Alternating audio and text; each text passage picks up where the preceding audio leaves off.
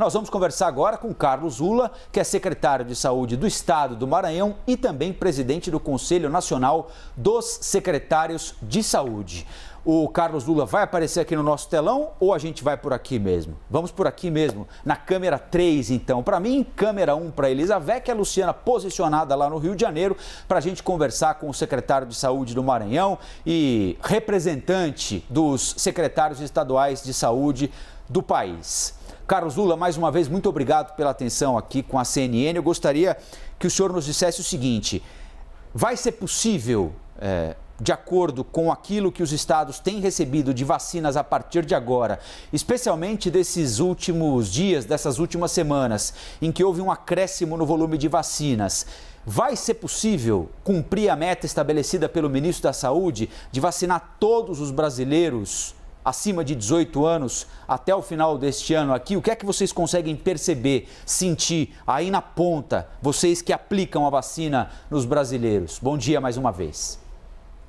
Bom dia. É uma meta que eu diria que é uma meta ousada, mas é a meta desejada por todos nós. A gente tem feito esforços junto com o Ministério da Saúde para conseguir atingi-la até o final do ano. A gente sabe que não é algo simples de acontecer, mas a gente espera muito que esse ritmo acelere daqui para frente. Desde meados de fevereiro, a gente tinha essa estimativa de que, de fato, a gente ia acelerar a vacinação no país a partir de julho, porque era quando a gente acreditava que as maiores nações já teriam vacinado sua população e, portanto, teria no mercado mais vacinas para o mundo inteiro. Então, a gente acredita que a partir de julho agora a gente aumente o ritmo de vacinação, a gente consiga acelerar o processo. A gente ainda tem um número muito baixo. Esse número não consegue fazer ainda grandes diferenças no controle da doença no país. Tanto é que a gente está, digamos, no topo de um monte. A gente está acelerando. A gente voltou a aumentar a média de óbitos, o número de casos está descontrolado, a gente está aumentando o número de casos todos os dias. Então, isso implica a necessidade de se vacinar muito rapidamente, mas também de manter as medidas de contenção e distanciamento. A população não pode esquecer disso. Não é porque a gente acelerou o processo de vacinação que a gente tem que esquecer de usar máscara, né? De manter medidas mínimas de distanciamento social, de estar em local arejado. É necessário e é importante. Secretário, para acelerar ainda mais a vacinação, é preciso que nós tenhamos vacinas, né? Tenhamos e muito mais imunizantes. Que tipo de mensagem que chega do governo federal diretamente para essas secretarias de saúde? O que vocês têm discutido no CONAS a respeito disso? A promessa é que, de fato, essas doses cheguem? A promessa é que, de fato, essas doses cheguem. Obviamente, toda vez que a gente cria uma expectativa muito grande e essa expectativa é frustrada, isso gera um enorme clima de desconfiança. Há exemplo das doses da Janssen. A que ficou para a semana passada, seria na segunda, depois seria na terça, depois seria no sábado. Elas não chegaram. Isso é muito ruim. É melhor não criar essa expectativa na sociedade de que chegarão as doses, sob pena da gente ter um problema de a sociedade não vai dar certo. Toda vez eles ficam prometendo e nunca conseguem cumprir. Então é melhor a gente ter uma meta menos ousada e ir cumprindo essa meta aos poucos do que a gente criar uma expectativa muito grande na sociedade e não conseguir cumprir. A gente tem conversado muito com o Ministério da Saúde, inclusive em relação ao Sputnik, que vai entrar agora na fase 1 de testes. A gente vai imunizar 1% do que foi permitido pela Anvisa para depois tentar adquirir essas doses, seriam mais de 35 milhões de doses. Então, assim, aos poucos, conversando, a gente vai tentando, junto com o Ministério da Saúde, acelerar esse processo de imunização do país.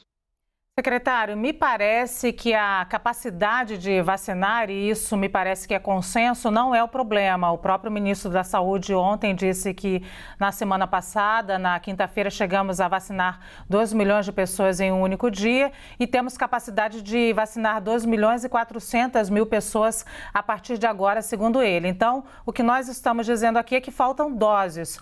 Ontem mesmo conversei com o secretário de Saúde do estado do Ceará, o Dr. Cabeto, e ele disse que existe, inclusive, negociação do governo do estado com laboratórios para conseguir doses por outros meios. Isso é comum entre os estados?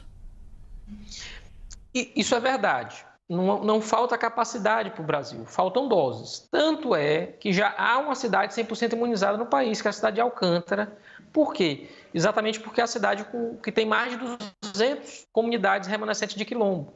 Então, por estar em público mais frágil, recebeu mais doses. E a gente já vacinou todo mundo lá com a primeira dose. A gente deve vacinar todo mundo com 2 doses já nas próximas 3 semanas. Ao mesmo tempo, os estados também fazem essa alternativa. Não é algo simples, mas muitos estados negociam em paralelo. Obviamente, a gente deixa o governo federal ciente, o governo federal, eventualmente, ele pode atravessar essas compras, comprar essas doses e entregá-las ao PNI, para que cada estado não faça o papel do cada um por si. Mas sim, muitos estados mantiveram contatos em paralelo para tentar acelerar o processo de vacinação em seus territórios. Isso não é proibido pela legislação, mas ao mesmo tempo a gente entende que há necessidade da gente compartilhar. E aí a gente tem feito isso em parceria também com o Ministério da Saúde. Não é nada escondido, o Ministério sabe dessas negociações e eventualmente pode até, a gente conseguindo, o Ministério se dispõe a comprar as doses que a gente consiga junto a outros laboratórios. Secretário, hoje é o primeiro dia do inverno, né?